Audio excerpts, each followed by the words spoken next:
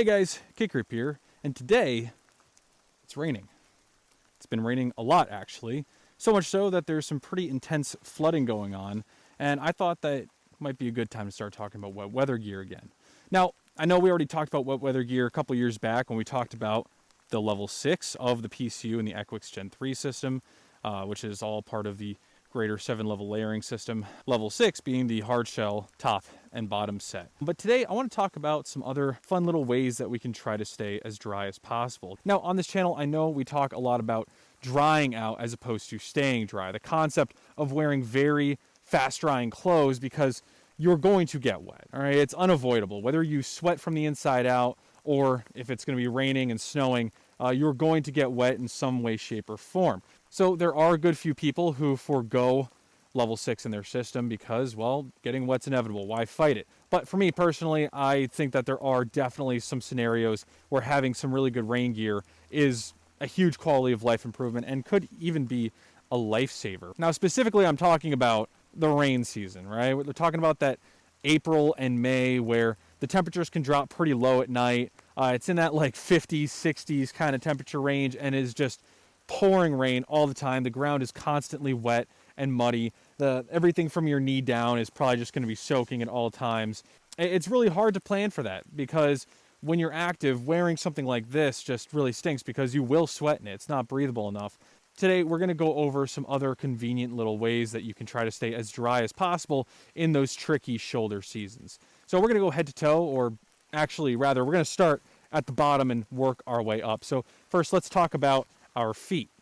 Our first line of defense against moisture on our feet is going to be our sock choice. I only wear wool socks. Whether it's 90 degrees or negative 10 degrees, I'm wearing wool.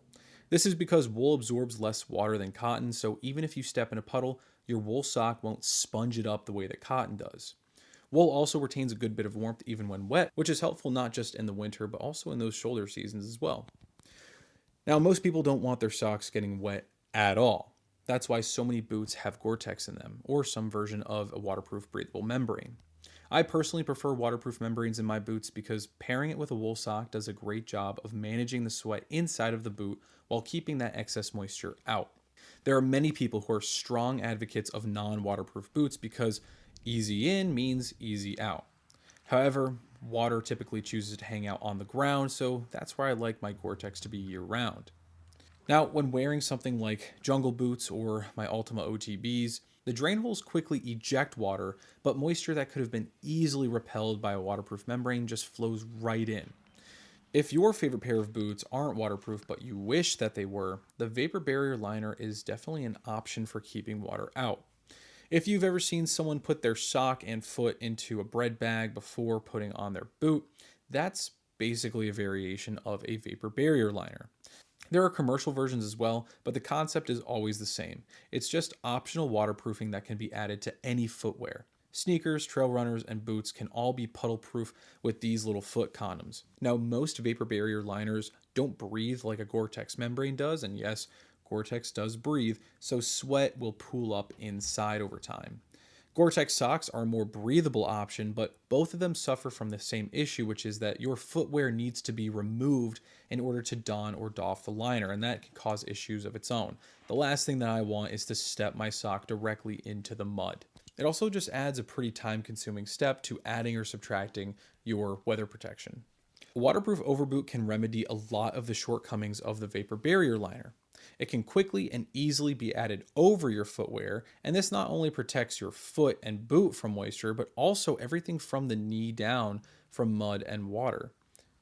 These here are some issued overboots from New Balance, and these are actually really cool. These don't have any added insulation, and they're just a simple, breathable, waterproof overboot with a high-quality Vibram outsole, so you won't lose any grip by adding these over your boot. They're mainly intended for snowshoeing, but they can be pretty useful year-round. Keeping mud off the bottom of your pants can also be a real quality of life improvement in crappy conditions. A fully waterproof overboot can get you into some pretty deep water, but if you go into deep water, will come in through the top. Definitely not a replacement for duck waders. They also add a lot more bulk to your foot, and you can even feel some play between the sole of your footwear and the overboot, and it can feel pretty sloppy over long durations of movement. But they are a good, fast solution for extreme wet conditions.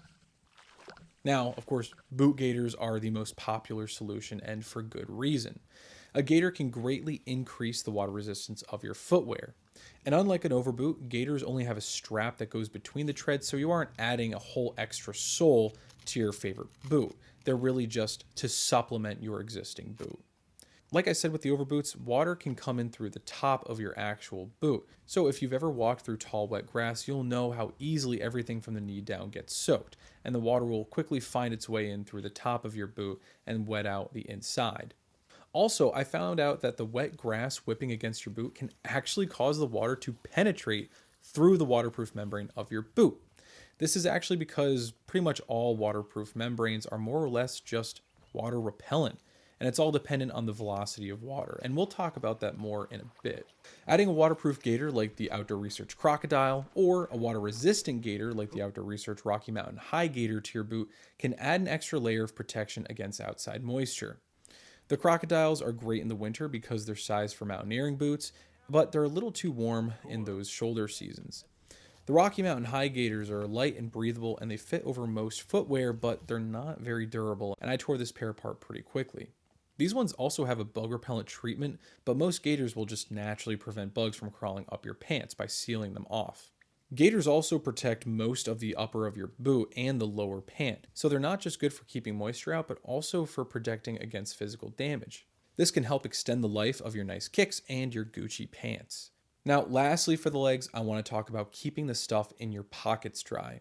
Now, I'm a big fan of filling my cargo pockets with important stuff because if I'm ever separated from my pack, I want to at least have some basic equipment with me. But the issue is that the bottom half is usually the most likely to get soaked as you stomp around and splash mud and water all over your legs. Your legs are also the first portion of your body to get submerged when doing a water crossing. So it's for that reason that I like to make sure that everything in my pockets is waterproofed somehow. Ziploc bags are of course the standard because they're cheap and everyone's got them. However, I like to use these small waterproof stuff sacks as essentially a cargo pocket liner, kind of like a pack liner. This also allows me to remove the entire contents of my cargo pockets to look for those smaller things in there instead of just blindly digging around and trying to feel for them in my pocket. All right, so moving up to the torso. The Windshirt is my favorite turnkey solution for wet weather in the shoulder seasons. Now, I talked a lot about these in my level 4 video, so definitely check that out after this to learn more. But the long and short is that they add significant weather protection at very low weight and bulk when compared to something like a full-blown soft shell. Now, most people don't view wind shirts as wet weather gear because, well, it's for the wind, right? But they can really be useful for moisture management while on the move. Wind shirts are made of tightly woven fabric, so they're highly water resistant, and they're also usually treated with a DWR finish, but they're still very breathable, especially when compared to a hard shell or a Gore-Tex. This here is the Arctis Stowaway, and this is definitely my favorite one. It's pocket sized and it weighs only 6 ounces for a size medium. Quickly donning them over top of your layers adds water resistance on the go, but using them as a mid layer can be even more effective. So this is really just a physics game.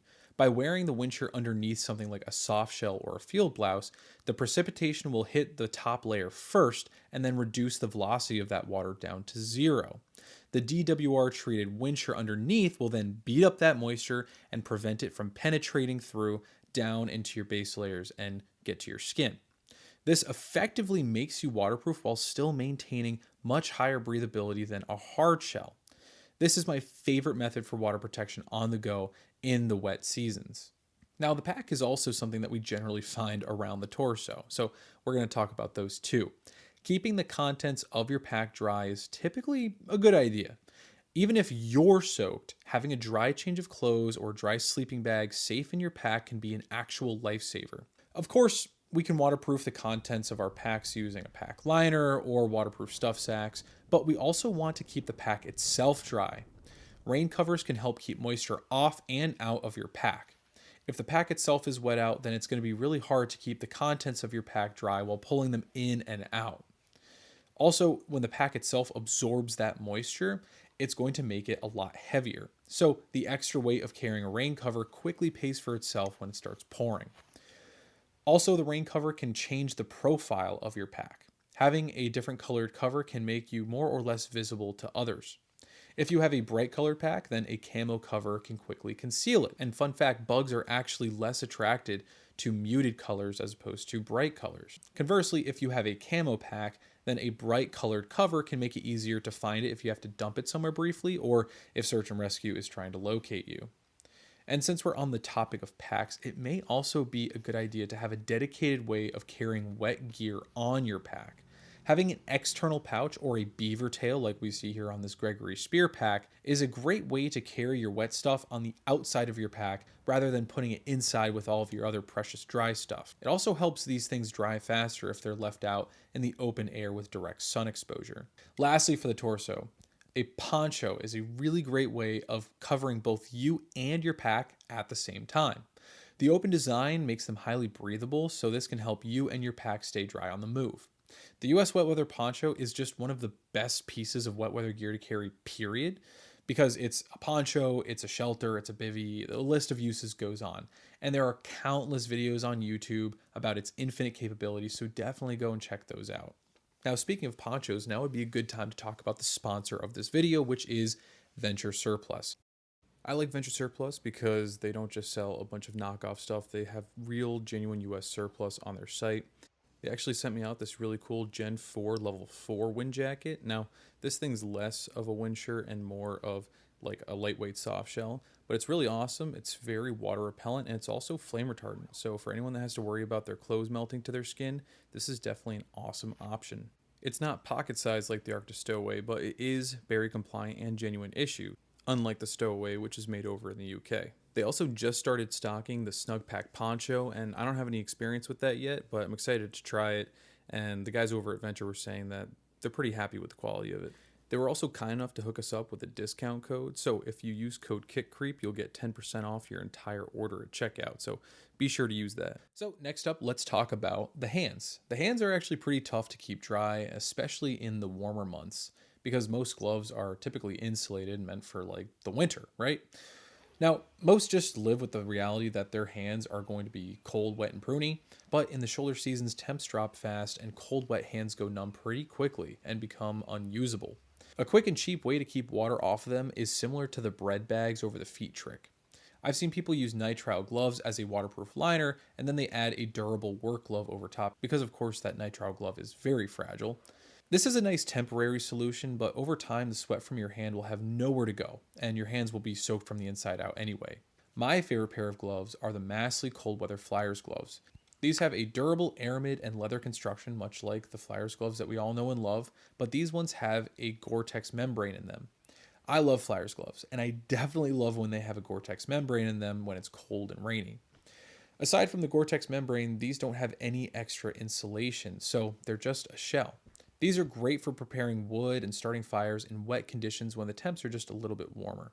The leather is really grippy, so they're great for keeping your axe or hatchet from slipping out of your hand and finding its way into your buddy's head, and the fire retardant aramid lets you get really close and personal with the fire that you're going to be struggling to start and keep burning.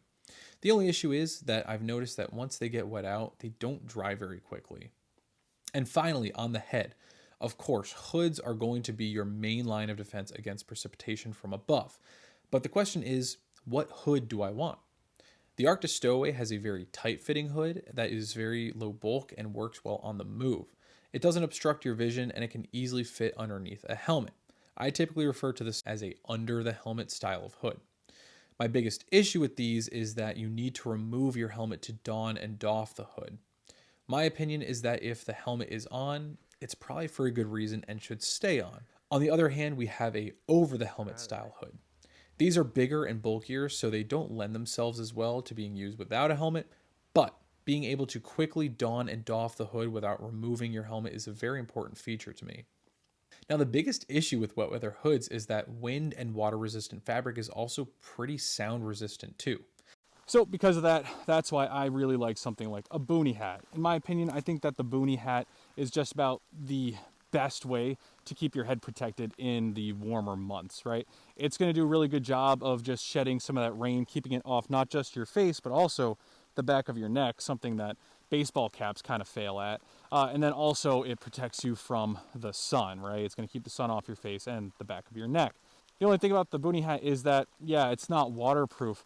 However, you can treat it with some DWR spray. There are ones that work with cotton blends. And especially if you have one that's a 50-50 nylon cotton blend, that nylon is going to help make it just a little bit more water repellent and make better use of that water repellent spray. So I hope you guys enjoyed the video. I hope you learned at least one new method of trying to keep yourself or your stuff dry.